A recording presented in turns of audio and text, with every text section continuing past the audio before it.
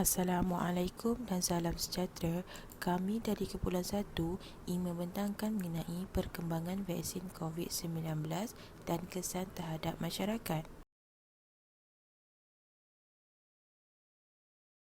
Wabak COVID-19 adalah pandemik global yang disebabkan oleh COVID-19 iaitu Coronavirus Sindrom Pernafasan Akut yang teruk 2. Wabak ini pertama kali ditemui di kota Wuhan, Hubei, China pada bulan Disember 2019. Negara Malaysia juga tidak terkecuali dengan penyebaran wabak ini. Pada 8 Januari 2021, vaksin Pfizer-BioNTech merupakan vaksin pertama yang mendapatkan kelulusan bersyarat daripada Pentadbiran Penguasaan Dadah dan Badan Regulation Pharmaceutical Negara. Pada 24 Februari 2021, Malaysia telah melancarkan program imunisasi COVID-19 nasional. Program ini akan dimulakan dengan perasmian YB Tan Sri Muhyiddin bin Haji Muhammad Yassin dan Ketua Pengarah Jabatan Kesihatan Malaysia Tan Sri Dr. Noor Hisham Abdullah. COVID-19 ialah penyakit yang disebabkan oleh turutan huruf coronavirus. CO diambil daripada perkataan CO. VI diambil daripada perkataan virus dan D diambil daripada perkataan disease atau penyakit. Yang kedua ialah wabak penyakit coronavirus ini dikategorikan sebagai keluarga besar di saluran pernafasan, iaitu seperti Acute Respiratory Syndrome SARS dan Middle East Respiratory Syndrome Related Coronavirus MERS CoV. Yang ketiga, COVID-19 mula dikesan di negara China pada 7 Januari 2020, Wuhan, Hubei, China. Dan kes pertama juga yang berlaku di Malaysia pada 25 Januari pada tahun 2020. Dan pada 16 Mac 2020, peningkatan kes coronavirus yang semakin meningkat dan Perdana Menteri kita telah mengisytiharkan Perintah Kawalan Pergerakan PKP yang pertama. Terakhir sekali, terdapat beberapa jenis vaksin yang digunakan di Malaysia, iaitu Pfizer-BioNTech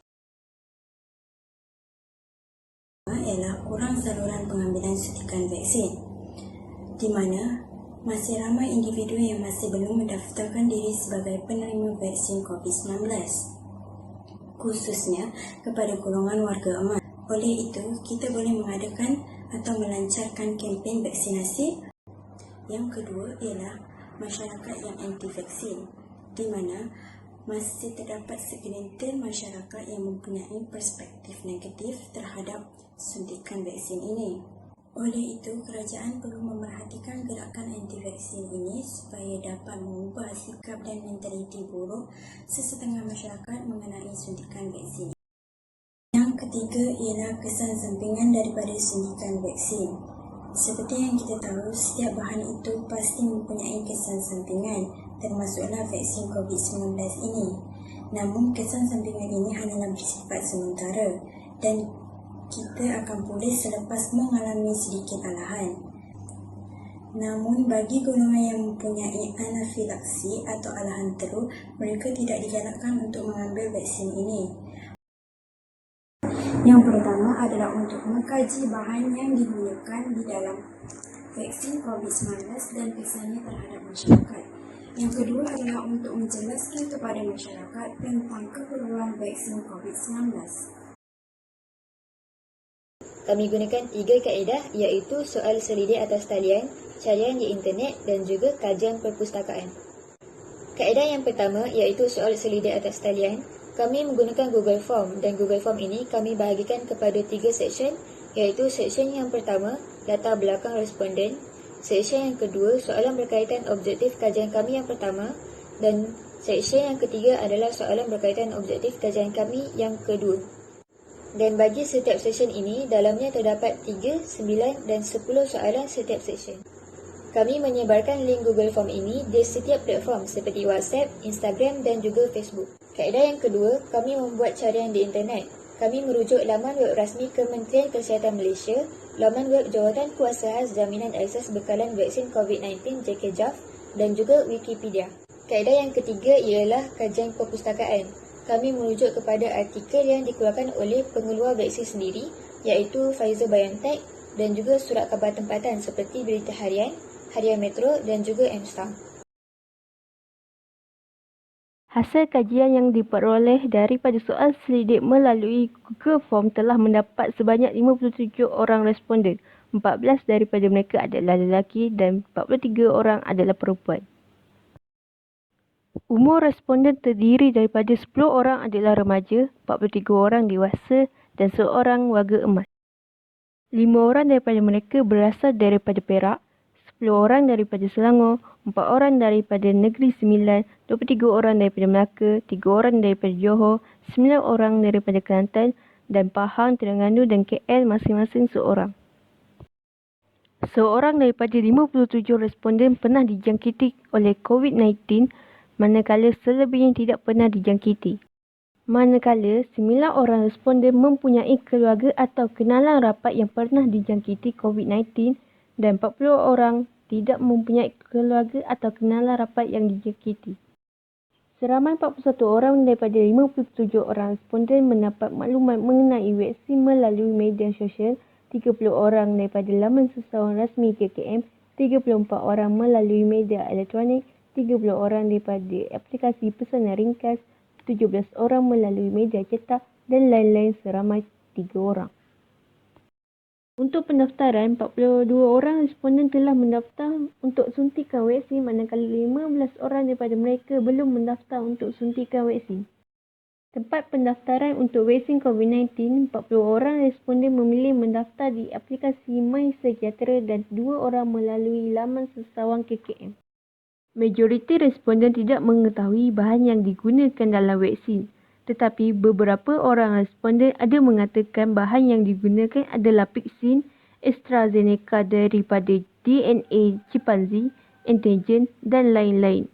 Daripada 57 orang responden, 30 orang yakin bahawa vaksin mampu melindungi diri daripada jangkitan, manakala 5 orang tidak yakin dan selebihnya tidak tahu sama ada ia melindungi ataupun tidak.